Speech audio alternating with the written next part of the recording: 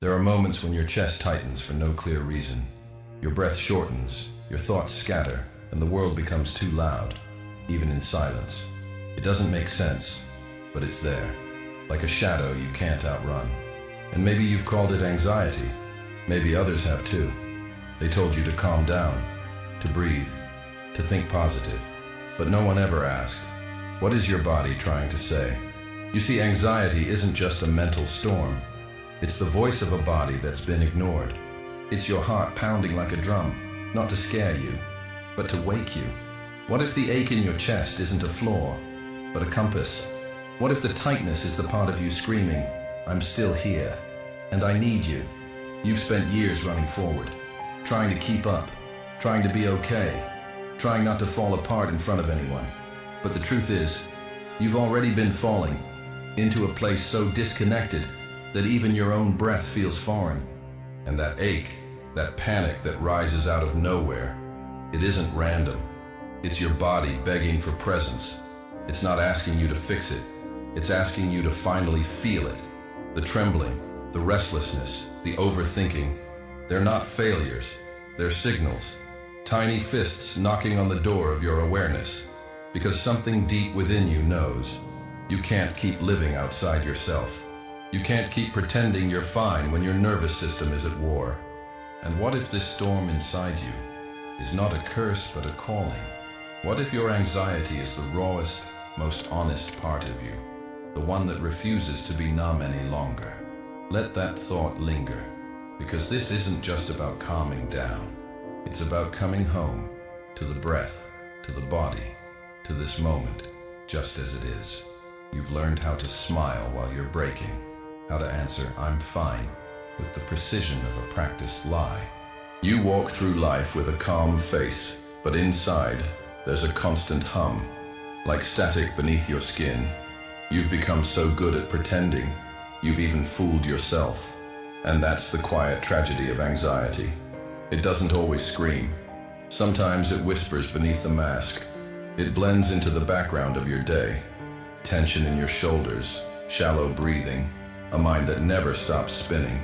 You've spent so long trying to be what others needed that you forgot who you were before the performance began. There was a time, maybe long ago, when your body still trusted you, when your emotions were allowed to exist without being labeled too much. But the world teaches early that being sensitive is a flaw, that showing pain is weakness, that survival means shrinking. So, you built a version of yourself that could function, even if it was slowly falling apart behind the scenes. You became efficient, pleasant, controlled, and somewhere along the way, you locked your truth in a glass box. This is the invisible cage of self-denial. It doesn't have bars, but it holds you just the same. You wear it in your posture, in your ability to comfort everyone but yourself, in the way you say yes when your whole body is screaming no. And maybe you think this is just who you are. But let me ask you, who would you be if you didn't have to be liked? If you weren't afraid of being misunderstood? If you stopped managing how people see you and started honoring how you actually feel? There's a kind of suffering that comes from not being seen.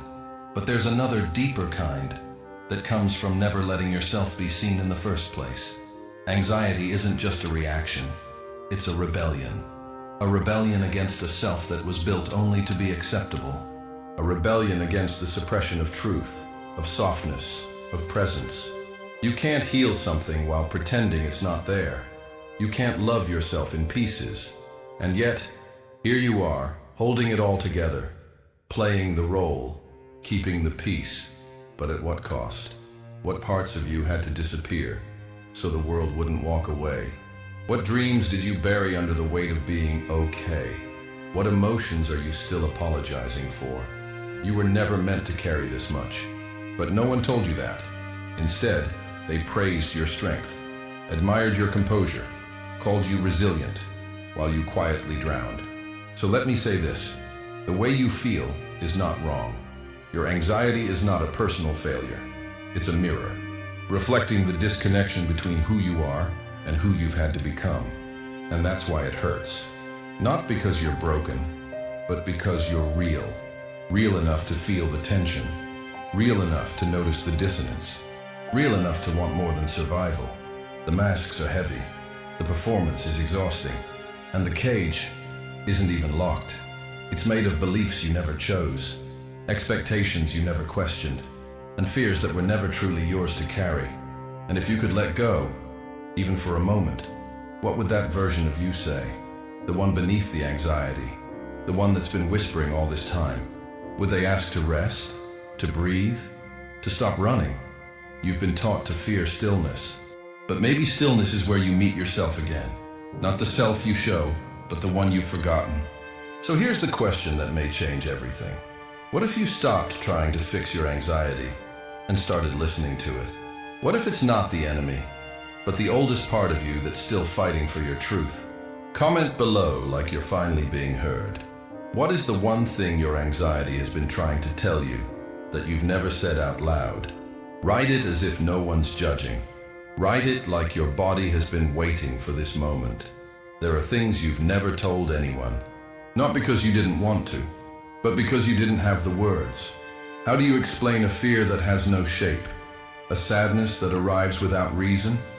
How do you describe the weight in your chest when everything around you says, "You're fine"? You've been holding it in. That quiet ache, that restless energy, that sense that you're never quite here. And that's the part no one sees. Not the panic attacks, not the spiraling thoughts, but the moments between. The long silences where you smile politely, even though your hands are trembling. The nights where your body is exhausted, but your mind won't let go. This is the hidden life of anxiety. It doesn't always scream. Sometimes it hides in stillness. Sometimes it sounds like overthinking. Sometimes it looks like control, perfectionism, productivity, being the strong one. But underneath all of it, there's a wound that never stopped bleeding. And you've patched it with logic. You've numbed it with distractions. You've buried it beneath roles and routines. But still, it pulses. Because pain has a memory. And the body, it never forgets. Every time you were told to calm down, your nervous system learned it wasn't safe to feel. Every time you held back tears, your chest tightened a little more. Every time you laughed to hide the panic, your body took the blow. So now it speaks in symptoms: tight chest, racing heart, mental fog, sleepless nights. Not to punish you, but to protect you, to finally get your attention. Buddhism teaches that suffering is not the enemy. It's the beginning, the doorway, the moment the illusion begins to crack. And maybe that's what anxiety really is. Not a malfunction, but a messenger. A call to come home, to feel again, to be honest about what hurts. You've carried so much alone. Losses you never grieved, rejections you never spoke of, the feeling of being too sensitive, too needy, too much. But in truth, you were never too much. You were just too alive for a world that forgot how to feel. And now your body is remembering. It's waking you up, not to torture you, but to invite you back. Back to the raw, real self that you left behind when survival became more important than truth. There is wisdom in your restlessness. There is truth in your tears. There is healing, not in controlling the anxiety, but in allowing it to speak. What if the trembling isn't weakness, but a sign that something inside you is trying to break free? What if the chaos is the beginning of clarity? And yes, it hurts, because to heal, you have to feel. To be present, you have to stop numbing. To be whole, you have to stop hiding. But maybe this is the most honest you've ever been. Right here, in the discomfort. Right here, in the not knowing. Right here, where your mind wants to run, but your soul wants to stay. You don't need to explain it. You don't need to justify it. Just breathe. Just be here. Let it rise. Let it speak. Let it pass. This is not your breaking. This is your becoming. There comes a moment when holding it all in becomes heavier than the fear of letting go. When pretending to be okay costs more than simply being real. You've been gripping the wheel for so long, trying to steer life into a version that feels safe, managing every emotion, controlling every outcome, chasing the illusion of peace through perfection, through people-pleasing, through planning every next step. But peace doesn't come from control. It comes from presence. And presence begins where the grip ends. That's the paradox, isn't it? The more you try to escape the anxiety, the tighter it wraps around you. The more you try to fix it, the more broken you feel. Because underneath the panic is a desperate need to just be, without performance. Letting go is not weakness, it's trust. Not in everything going your way, but in your ability to meet life as it is. In Buddhist practice, we don't talk about eliminating fear or erasing discomfort. We talk about sitting beside it, breathing through it, learning from it. Imagine standing in the middle of a storm, arms wide open, eyes clear, not because you're unafraid, but because you're no longer running. This is what real freedom feels like. Not the absence of anxiety, but the release of resistance. You stop asking, why am I like this? And you start asking, what is this feeling teaching me? You stop performing calm and start becoming still. It's not about solving the feeling. It's about softening around it.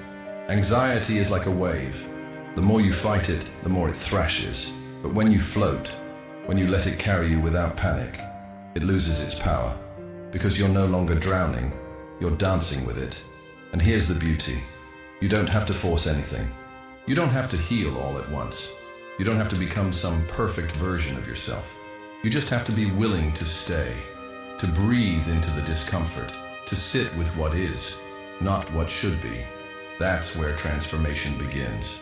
In the pause, in the exhale, in the courage to feel instead of fix. Imagine this. You're walking through a forest with no destination. The path bends, the light shifts, the wind changes. But you stop trying to control the way. You just walk, barefoot, awake, feeling each step, feeling yourself return.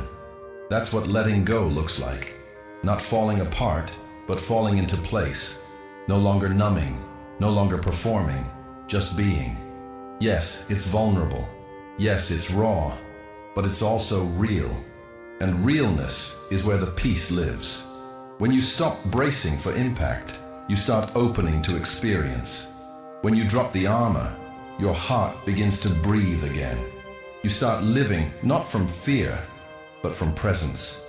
That's the shift, from survival to truth, from resistance to release, from panic to presence. And the truth is, you don't have to chase peace.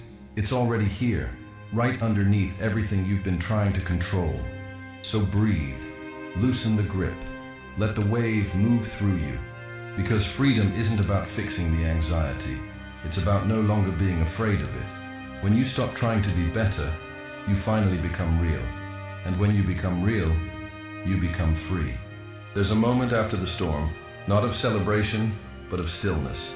Not the loud kind that demands attention, but the kind that feels like a deep exhale after holding your breath for years. You've come this far, not by force, but by honesty. Not by fixing yourself, but by finally listening. And maybe now you begin to understand. Your anxiety was never the enemy. It was the signal, the alarm, the sacred tremor that said, there's more of you that wants to live. You didn't need to be more confident, more disciplined, more calm. You needed to be seen by yourself. That's what this moment is. A return, not to who you were, but to who you are without the noise. Presence is not a state you achieve. It's the silence you stop avoiding, the pause you stop filling, the breath you stop rushing. And in that silence, something shifts. You realize that life doesn't have to be perfect to be peaceful, that you don't have to be unshakable to be grounded. That healing doesn't mean becoming someone new. It means finally letting yourself be someone true. Buddhism speaks of impermanence, that nothing stays, not the fear, not the ache, not even the anxiety. Everything arises, everything fades, even the parts you thought would haunt you forever. So you stop clinging, stop resisting, and you begin allowing. You let the waves come, and you let them go. No judgment, no urgency, just breath, just this, just now. This is what healing sounds like. Not fireworks, but footsteps. Not a breakthrough, but a return. Not louder, but softer. You start waking up in the middle of the night, Not with panic, but with clarity. You begin to notice the way the wind moves through the trees, the way your chest rises without effort, the way your body thanks you when you finally slow down. It's not dramatic, it's sacred, because you're no longer fighting reality, you're moving with it. You learn that the answer was never, get rid of the anxiety. The answer was, stop abandoning yourself when it shows up. Sit with it, hold it, let it breathe. Because when you do, you begin to hear something underneath the panic. A whisper, a remembering, a stillness that was never gone, just buried. And now, you're unearthing it. There's no final lesson here. No, and now you're healed moment. Just a space, a sacred, soft space to keep coming back to. Every time the noise returns, every time the fear rises, every time you forget, come back to this breath, to this body, to this now. You're not behind, you're not broken, you're not failing, you're awakening. And sometimes, awakening sounds like panic. Sometimes it feels like shaking, but it's not the end, it's the invitation. So the question is no longer, how do I escape this? It's, how present can I be with what's already here? Because when you meet yourself, fully, tenderly, honestly, you begin to heal without trying. You begin to transform without pressure. You begin to breathe like your body has been waiting for you all along. And maybe, just maybe, you begin to realize you were never meant to fight this hard. You were meant to feel, to trust, to return. So if there's still a part of you clenching, let it go. If there's still a voice saying you're too much, let it soften. And if there's still a question echoing in your chest, let it be this one.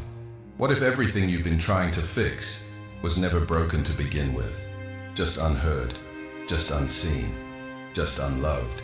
And what if now you're finally ready to stop fighting and start listening, to meet yourself in the quiet, to let presence hold what the mind cannot? And maybe, just maybe, that's all your body was ever asking for.